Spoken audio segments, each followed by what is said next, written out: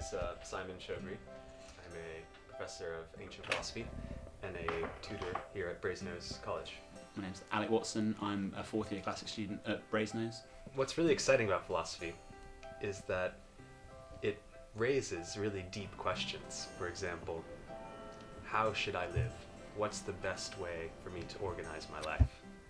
And the way that philosophy goes about answering those questions is not sort of making profound utterances or sort of appeal to faith or an appeal to authority, but really it's an encouragement for you yourself to think through these questions using your own reason.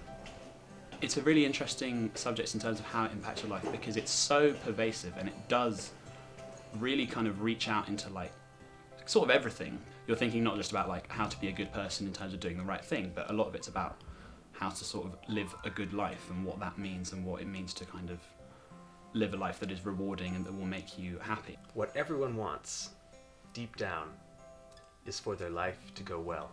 So for example, why are you studying A-levels? To go into university. Why do you want to go into university? To get a degree. Why do you want a degree? To get a good job. Why do you want a good job? So that I have a fulfilling life, so that my life goes well. Philosophy is, as I said, interested in these deep questions. On the one hand, we have ethics, which is the study of how I should live, what is the right thing to do. But we also have sort of questions that might have occurred to you on a late night talking with your friends, which is, you know, how do I know that I'm seeing the same color as you?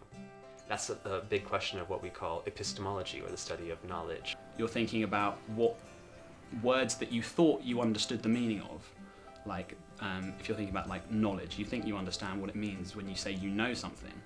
But then to understand and have it pointed out to you that actually the way that you use that isn't really consistent, and that there are all these contradictions that you have to kind of think about how you might go about resolving. I think it's quite insightful in that it just gets you to understand what you're saying.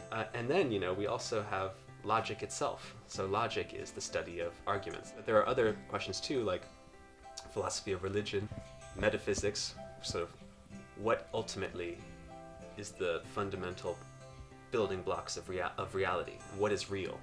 And then you have like political philosophy on the ethical side, you know, like how should we be organizing our countries? Philosophy, I think, is one of the most interesting degrees, I think, because just the sheer number of topics that you can touch on and dive deep into.